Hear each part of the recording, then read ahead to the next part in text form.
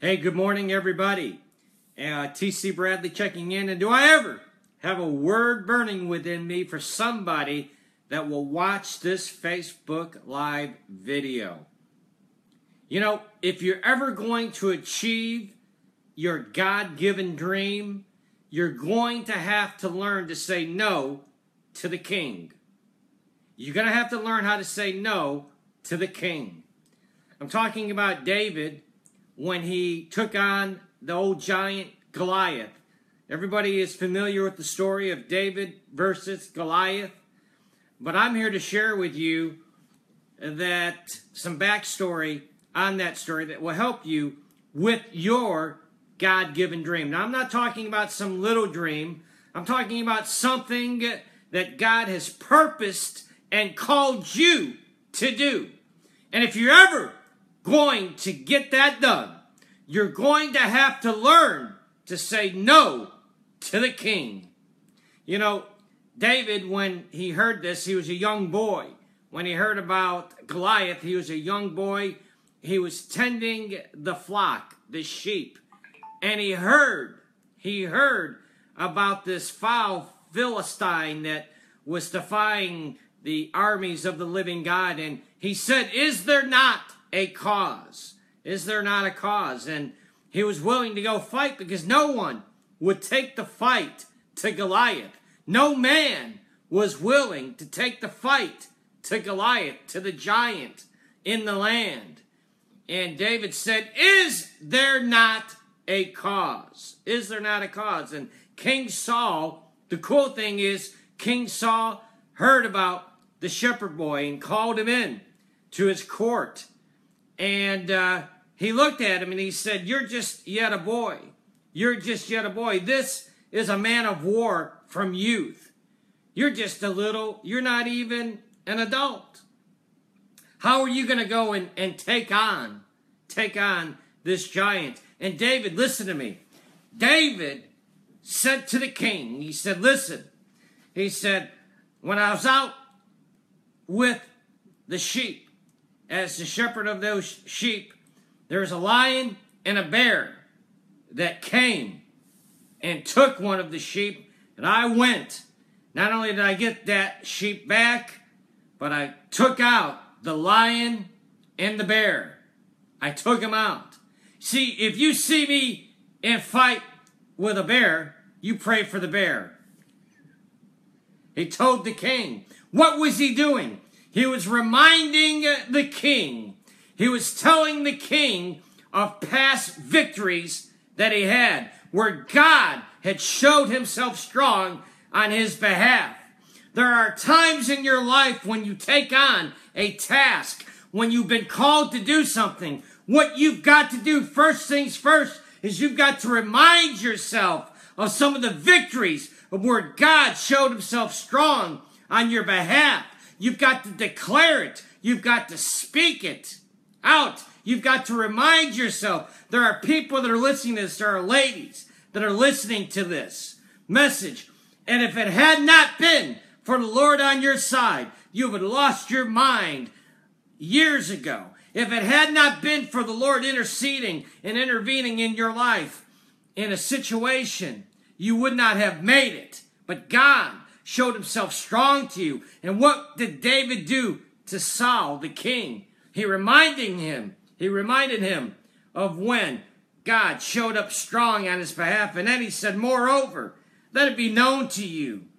Let it be known to you that the Lord that delivered me out of the paw of the lion and out of the paw of the bear, he's going to deliver me out from this Philistine, this Goliath in my life." Interesting. He said, moreover, let it be known, sweet pea. Let it be known. That's the TC version. Let it be known, sweet pea, that he did it before, and by God, he's going to do it again, because I'm called by God to do it. When you're called and you're appointed to do it, baby, you are called and you are appointed to do it. Now, here's where he had to say no to the king. Here's where he had to say no to the king. The king said nothing else, but he had the armor. He had his armor put on David.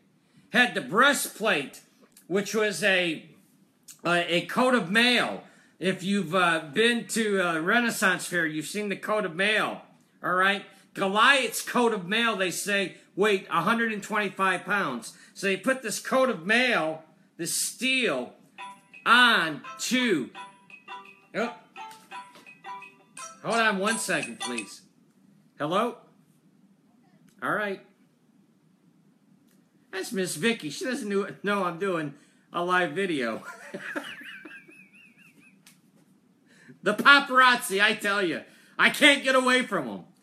But King Saul had David equipped with his armor. And David put on the armor. And he said, I have not proved the armor. I've not proved this armor. This armor doesn't feel right to me. He said no to the king. He said, take this armor off.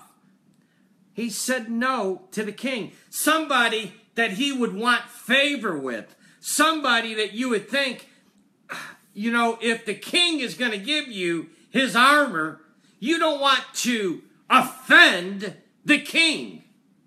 And yet David, the child, said, no, king, you can have your armor. And he picked up 5 pebbles from the brook. But he said no to the king. Think about this. The very moment that you let somebody know about your God-given dream, you can count it that they're going to try to put some stuff on you.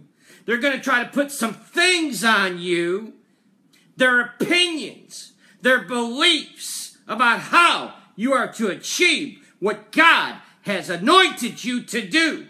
And you've got to be strong enough to say, no, no, keep your armor.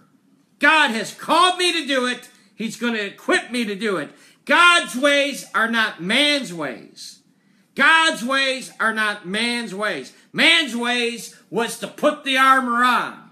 Man's ways was not to offend the king and say, no, keep your armor. This wasn't pawn store type armor. This was the king's armor that he put on to David, the child, to go into battle against the Goliath, against the giant that no man in the land wanted to face. And yet, he said no. He took it off. You've got to be able, when you've been given the dream, and others try to put their opinions about how you're to achieve that dream, and that's going to happen. They're going to have their opinions about how you're to do what you've been called to do. And you've got to be able to say no to the king. You've got to be able to say no to the king. I've been called to do it. Finally, I'm going to share this with you. He looked at the giant, and people, everyone in that land looked at the size of the giant. And David was the only one that looked at the size of his God to intervene in that situation. Regardless of what you may be going through today, regardless of how big your dream may be, regardless of how scary it may be, your God is bigger. Your God is able to intervene on your behalf. If you look at my story, I tell my story. My God says one story. I was literally in an ambulance, dead for 1.5 to 2 minutes. No heartbeat, no pulse. And yet God intervened on my behalf and showed himself strong on my behalf. And my message to you is, regardless of how dark the night is, regardless of how impossible your situation looks, God is able. It doesn't look any more hopeless than being dead for 2 minutes. Yet God intervened on my behalf, and he can do it. Man is not the final say-so in your situation or circumstance. He doesn't have final say. A man doesn't. A doctor doesn't. A lawyer doesn't. A king doesn't.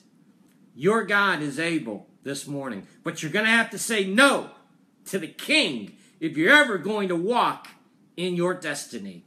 All right, ladies and gentlemen, I'm going to get out of here. Thanks for listening. I got to go pick up Miss Vicky. Where did they go? Here we go. Say no to the king, baby. Tell Chico, No, Chico, God's given me this dream. He didn't give it to you. He gave it to me for a reason. And he's going to give me the way and the knowledge to know how to do it. All right, everybody. Have a great day. Talk to you next time.